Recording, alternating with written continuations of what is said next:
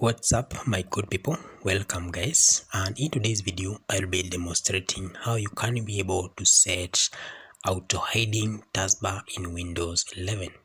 Currently you can see the taskbar is not it's not an auto hide taskbar, so you can be able to set this taskbar to auto hide just like in Windows 10. And how do you go about it?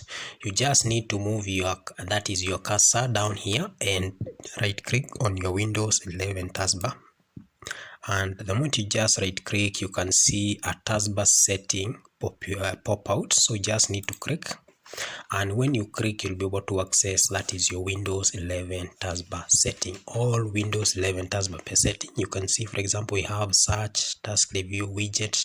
You can be able to collapse them. So you just need to scroll down and go to taskbar behaviors by just single clicking, and after you single click you can see we have automatically hide the taskbar. Then we just click automatically hide the taskbar will just, your Windows 11 taskbar will just disappear. In case you move that is your cursor down, you can see that is your Windows 11 taskbar that is reappear.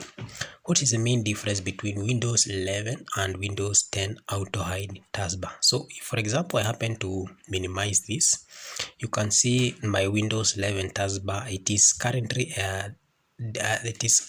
auto hiding, but you can see if I happen to close everything that is on my screen, you can see that the taskbar is not auto hiding. But what if I happen to open like File Explorer, or I open a folder, you can see it has disappeared, and if I want it to appear I just need to move my cursor down.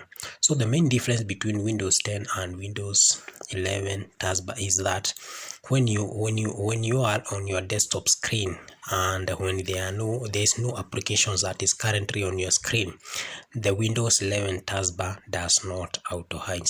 So that is the main difference between Windows 10 and Windows 11 auto hide taskbar. That's all we have for today guys. Kindly don't forget to like and subscribe. Goodbye.